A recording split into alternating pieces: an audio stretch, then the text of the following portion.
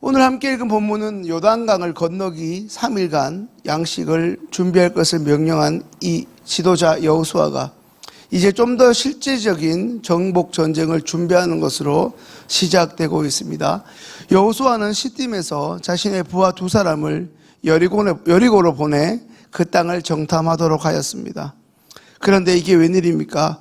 흔히 사극에서 세작이라고 말하는 이 스파이의 첩보행위가 여리고 진행에 발각된 것입니다.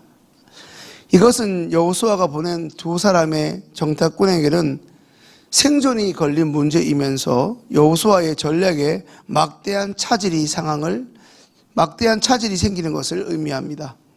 그런데 오늘 문제의 해결이 정말 뜻하지 않은 곳에서 시작되었습니다. 그것은 2사람의 정탐꾼이 머물렀던 그 숙소의 여주인, 다시 말해 기생라합의 도움이 있었기 때문입니다. 여리고 왕이 자신의 나라에 침입한 그 간첩을 잡기 위해 기생라합의 집에 들어왔을 때 그녀는 2 정탐꾼을 자신의 지붕에 버려놓은 3대에 숨겨줌으로 그들을 죽음의 위기에서 건져 주었습니다. 이 행위는 기생라합의 조국이라고 할 수 있는 여리고 입장에서는 일종의 매국 행위입니다. 왜 기생라합은 자신의 조국을 배신하면서까지 여호수아가 보낸 이 2명의 정탐꾼을 살려주었습니까? 그것은 오늘 우리가 읽은 본문의 하반부에 해당하는 여호수아 2장 9절부터 11절을 보면 알 수 있습니다. 여호수아 2장 9절부터 11절 말씀을 함께 읽습니다. 말하되 여호와께서 이 땅을 너희에게 주신 줄을 내가 아노라. 우리가 너희를 심히 두려워하고 이 땅 주민들이 다 너희 앞에서 간담이 녹나니 이는 너희가 애굽에서 나올 때에 여호와께서 너희 앞에서 홍해 물을 마르게 하신 일과 너희가 요단 저쪽에 아모리 사람의 2왕 시온과 옥에게 행한 일 곧 그들을 전멸시킨 일을 우리가 들었음이니라. 우리가 듣자 곧 마음이 녹았고 너희로 말미암아 사람이 정신을 잃었나니 너희의 하나님 여호와는 위로는 하늘에서도 아래로는 땅에서도 하나님이시니라. 아멘. 비록 라합은 여리고성에 사는 백성으로 여호수아와 같은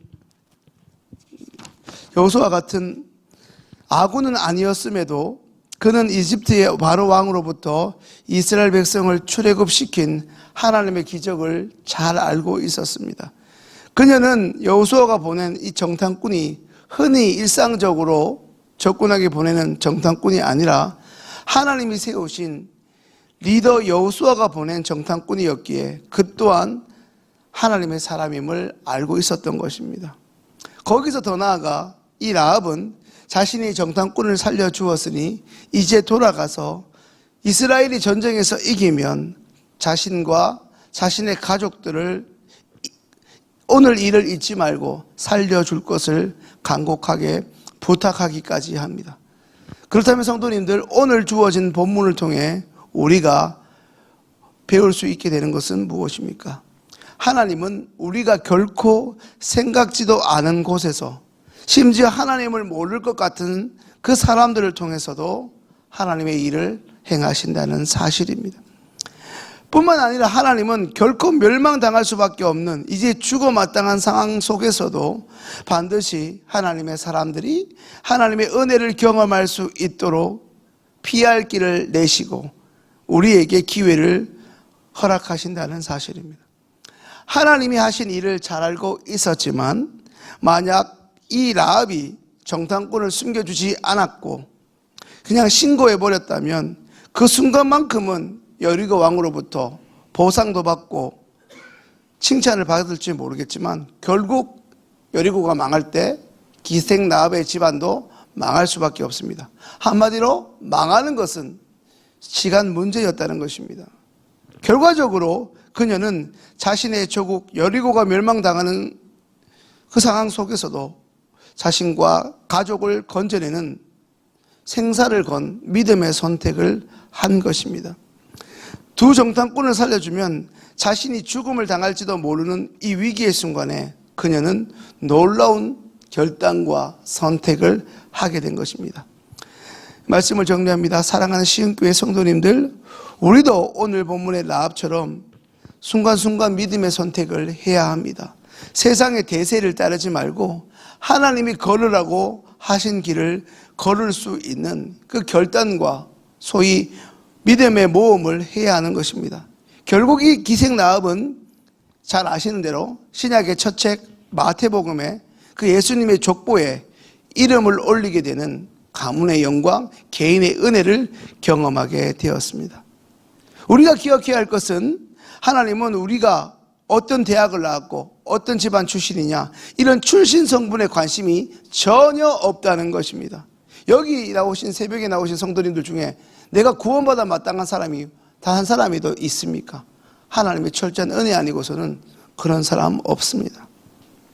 내가 물질이 많으냐 학식이 많으냐 우리 아이가 지금 연봉을 어떻게 얼마나 받느냐 그게 중요한 것이 아니라 그 연봉 많이 받는 아이가 교회 안 나오면 근심이지 않겠습니까?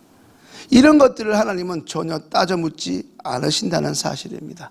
오히려 내가 세상 사람들이 가는 넓고 편한 길이 아니라 그 길이 너무 좁고 힘든 길이라 할지라도 그 길을 오히려 우리 주님과 동행함으로 걸어갈 수 있는 사람, 주님이 때때로 원하시는 선택과 그 선택을 위해서 희생과 어려움을 수반하더라도 그 결단을 할 수 있는 바로 그 한 사람을 오늘도 찾고 계신다는 말씀입니다. 누구보다 매일 이 새벽을 깨우시는 성도님들 한 분 한 분이 오늘 라합처럼 당장은 손해보는 것 같지만 당장은 위험해 보이는 일 같지만 결국 하나님이 기뻐하시는 선택을 하여 놀라운 하나님의 축복을 경험하시는 믿음의 사람들 다 되실 수 있기를 주님의 이름으로 축원합니다. 이제 주신 말씀 가지고 기도하겠습니다.